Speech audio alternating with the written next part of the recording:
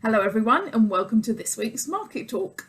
Today we have with us Kirstin Hatherley, who is the MD of Hatherley Commercial Services, and we have Mike Inwood, who is the Sales Director of FEM. So welcome guys, thank you very much for joining us this week.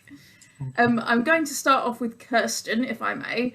So HCS, you guys recently won a CEDA Grand Prix Award. That was for the Griffin Inn project. It was the design project under 50k, but that must feel like ages ago for you guys, because it was back in 2019 that you outfitted that. Yeah, it's weird looking at the certificate when it sort of says award winners 2020 when you think we're already in 2021.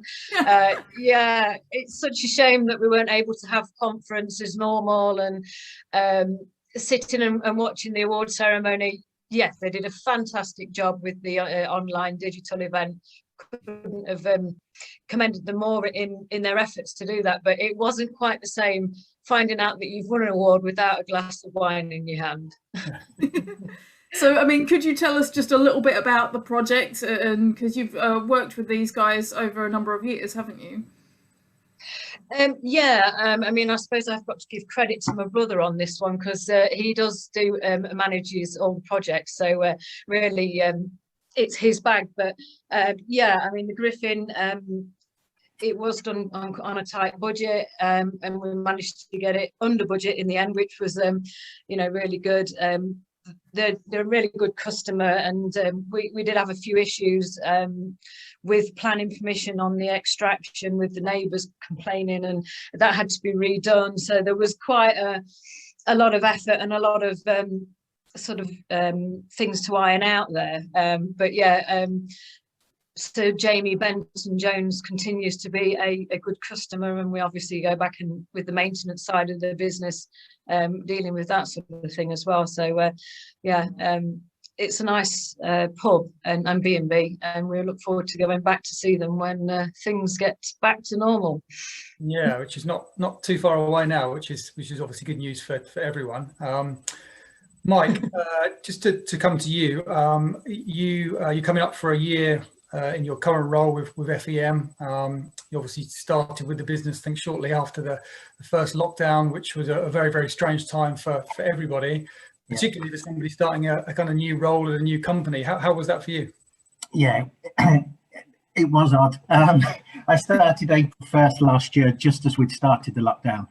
I think if someone had said you'll start a new job during these circumstances, we had to furlough the whole team day 2, I think it was, I've been in the role. So I didn't get to meet them for 3 months. I've worked from home about 8 out of 12 months, and the kids have been at home. So it's not quite the year I anticipated. I've got this big plan all prepared, and everything was on PowerPoint with fancy images I'd found. I'd really prepared it, and I never got to really show it. So it's been an interesting year. It's been a great year. It's a fantastic business to be part of. I've always liked FEM, and when I knew there was this opportunity, I wanted it. I had big shoes to fill with Jim anyway. And if anything, this year's possibly given me an ability to really put my stamp on it, without business being as busy as it would normally be. So, and Jim stuck around for 6 months. He gave me extended retirement period, and he's still a non-exec director, so we speak every day.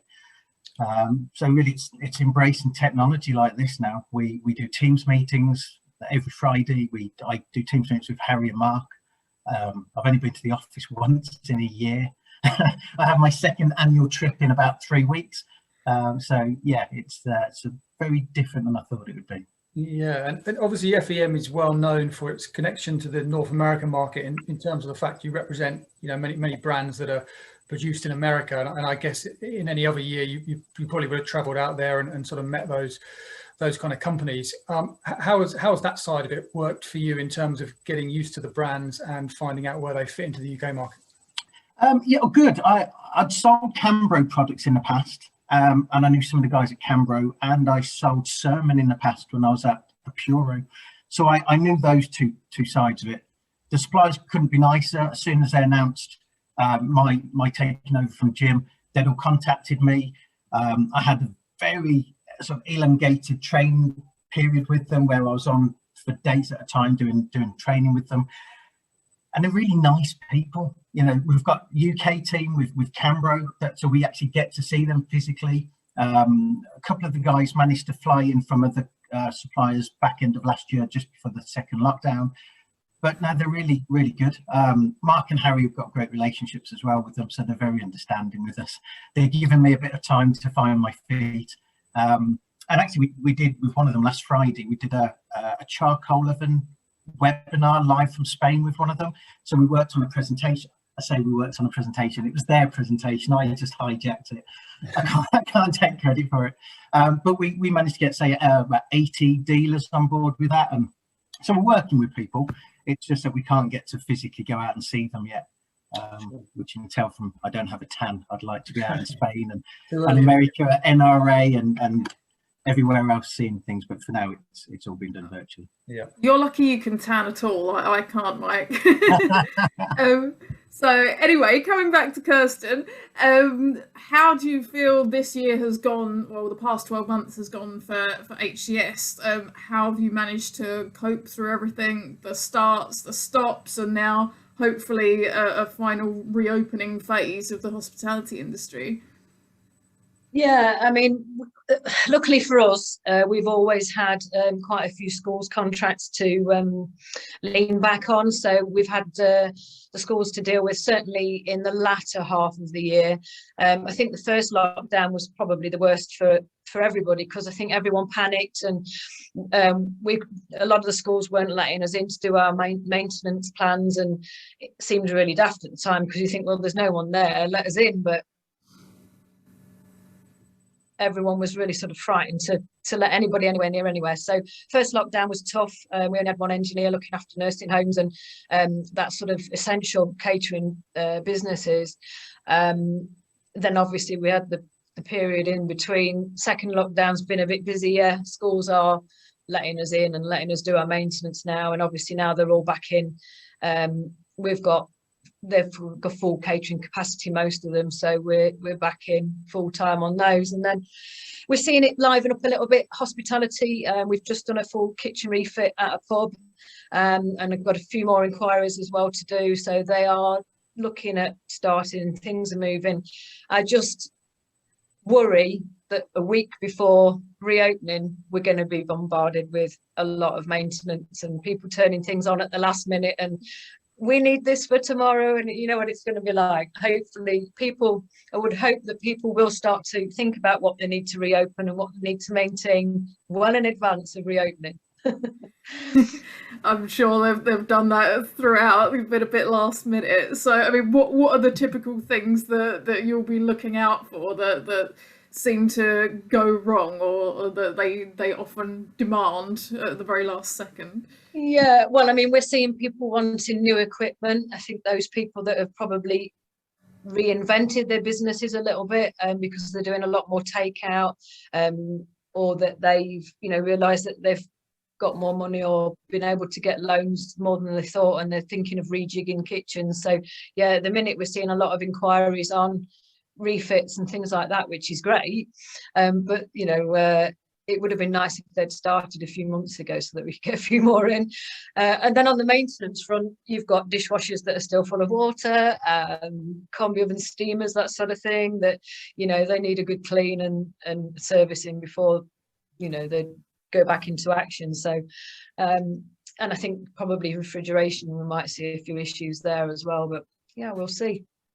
How confident, Kirstin, are you of the sort of business bouncing back in the same way as the hospitality industry hopefully will? Because I guess it's been such an unpredictable year. Are you confident that you'll begin to see a run rate of new projects and the more regular maintenance work that was happening before the initial lockdown? Yeah, I mean, all the signs are quite positive at the moment. Like I say, we've got quite a few inquiries coming in, and I think that due to the government have given enough handouts and furlough payments and things like that, I don't think, a lot of people aren't as badly off as they thought they would be. And I think, there is funding there is money there, and there does seem to be a hunger for getting certainly redesigning of things and getting things open again. And I've seen a lot of certainly local places where I've been, they're carpeting their car parks and buying furniture and outdoor heating and you name it, whatever they can to sort of get things running for even the outdoor section of it. So across the board it feels like there is a lot of confidence at the moment. Sure. And Mike, do you share those sentiments? How are you finding that the preparation for reopening is kind of impacting the sales of the different types of equipment that you offer? Yeah, absolutely. We this lockdown, as Kirstin said, hasn't been anywhere near as bad as the first. Or the second wasn't too bad. The third's been substantially better. I think if we're carrying on at levels we are with 95% of the sector closed, hopefully it can only get better. I'm optimistic. Personally, I think I'm going to fund most of this bounce back myself and booked in at pubs and restaurants constantly throughout April, May, June onwards. We did a virtual conference last week and we spoke to a lot of people and they were saying the same. Last year had been really hard. This Q1 of 2020 has been okay. They think Q2 will be better and 3 and 4 are just going to build. So no, I'm very optimistic with it. Okay. Good stuff. So, Mike, what kind of products then are flying off FEM's shelves? And are you kind of feeding that back to your suppliers on the continent and in America to kind of get some more stock in to prepare for that? Yeah, stock's a big thing at the moment. Luckily, we'd planned for not knowing what's going to happen with Brexit anyway with stock holdings.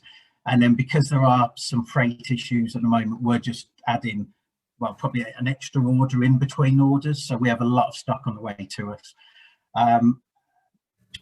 It's been very much delivery and collection and holding type equipment. So I suppose very early on it was delivery bags and it was a lot of the reopening solutions. We created a series of reopening documents, some for not PPE, but thermometers and screens, some for delivery, so delivery bags, flying out insulated containers, insulated storage, shelving for a lot of that product. And then as it got to the end of first lockdown, throughout second and especially the third, people are now looking at delivery and takeaway a lot more. So hot holding, we have the Prince Castle and the Auto Sham hot holding, which has been phenomenal. For one-offs, but also for bigger groups. We've got some groups now that have said that delivery and takeaway is going to be such a big part of their business. They're either going to keep it going as a dark kitchen to supply that side, or they'll need extra equipment in the kitchen. And I think our biggest success story has been our Vector oven that we have, which is 4 ovens in one. But because it doesn't need wastewater extraction, people can add it into a kitchen outside the cook line. We've got some people popping it into dry stores and they're looking after just the takeaway from that unit with holding solutions from there. And then as they open, their standard cook line will be for the front house guests. So it's, yeah, that's been really good. Good stuff. We like some positive news. Coming back to you, Kirstin, another element that this wonderful pandemic has thrown up in the air has been training. And I know in terms of the CEDA Service and Installation Technician Apprenticeship, you were kind of spearheading the development of that, and that was finally ready in about February last year, and then of course everything got shut down. So could you just tell me what's happened to that apprenticeship so far? Yeah, so the first cohort went on to online training. So there were 16 apprentices started the first cohort.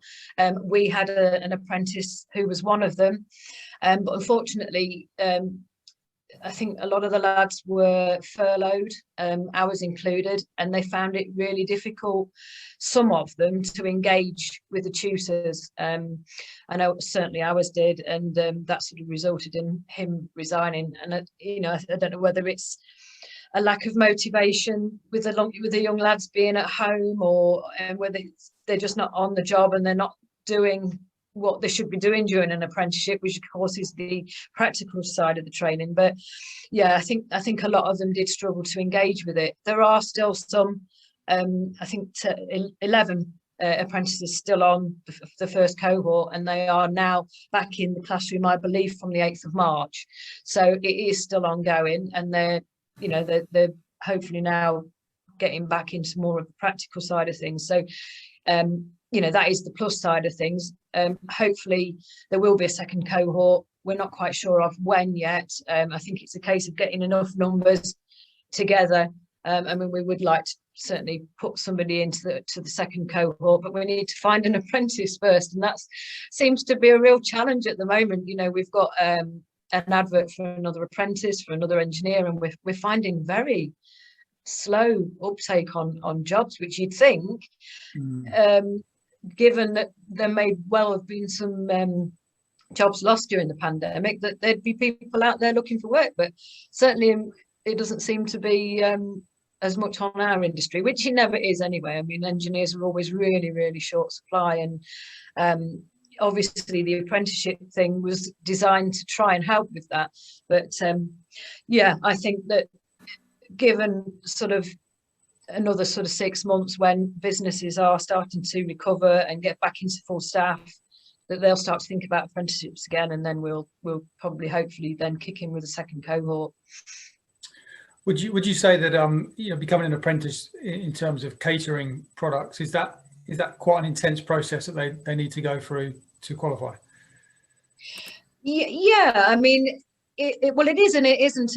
If they've got a good mentor, you know, what we would do personally here at Hatherley Commercial Services is put in with a senior engineer who's going to be able to give them loads of you know, good advice and good experience and on the job training, as it were. So then they can complete a lot of their portfolio with evidence-based practical work. So if they were to go out with another engineer for, it's 1 or 2 years for most lads, I would say, and then they've got, you know, the sort of the theory side of it at the training centre, where they'll go on week blocks to the training centre and do all the sort of you know, that sort of health and safety side of it and all that kind of thing. So yeah, I mean, it is quite involved. I mean, if you think about what they're training with, it's gas, so it's got to be done properly. Yeah.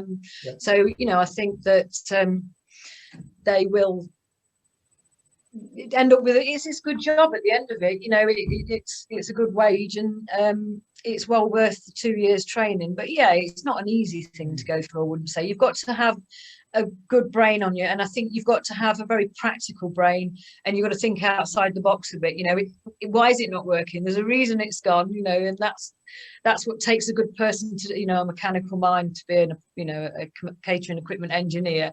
Yeah. Certainly. Yeah, okay, great description.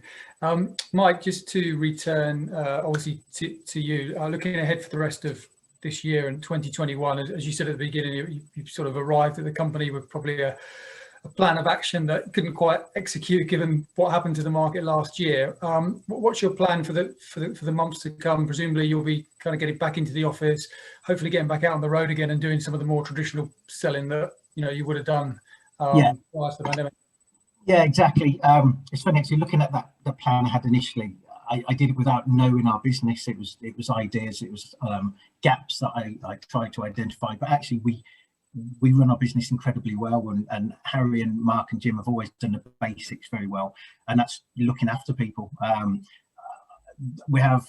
I'd done my research on the business before joining. I knew that service department's fantastic, sales team was fantastic, and it's just trying to get that back up and running. So we need to get our guys back on the road. It's our strength, the quality of our sales team, getting out there, recommending products, letting people know that although we've got a catalogue which is, you know, so big, each of our suppliers has got one about 2 or 3 times as thick. So there's such an extended range that we can offer. So yeah, it's getting back to the dealers. It's also I recently added a new national account manager to our team, Brian Emerton, and it's trying to be proactive now with getting back to letting people know what we do, gaining specification with QSR groups, pub groups, restaurant chains, and working that back through our dealers. We're very good at managing things like that. We can manage pipelines. We work with our customers to manage inventory, getting them in, you know, products in from all over the world. It can logistically be very difficult, but we will do that. We'll get it all in, we'll hold it, we'll deliver it.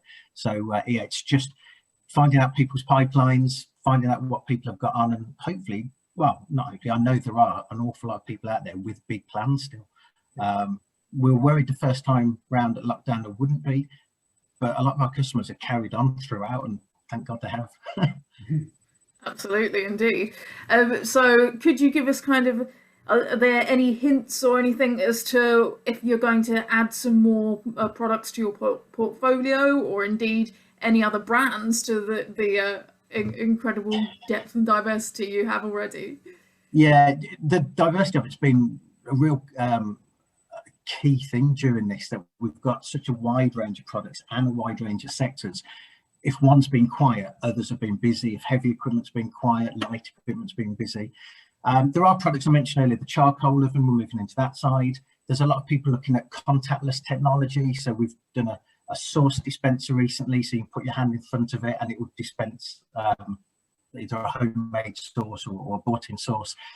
And even this morning, I've had an hour with a potential new supplier. We're very fortunate that because of some of the national and key customers we have, if they want a product bought into the UK, there may not be representation for that.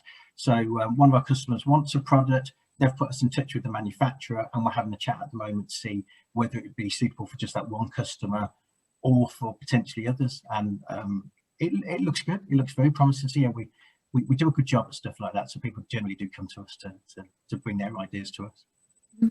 Excellent stuff. Now we're coming towards the end of our time together, so I just have one more question, and I'll put that to Kirstin. So after coming through this crazy year, what are the plans for HCS going forwards? Are you intending to kind of change things up at all? What have you learnt from this period? How do you see the next 12 months going for yourselves? Well, what I've learned from this period is that I don't want to work from home again. Not homeschooling a 5-year-old at the same time, which was extremely difficult. Yeah.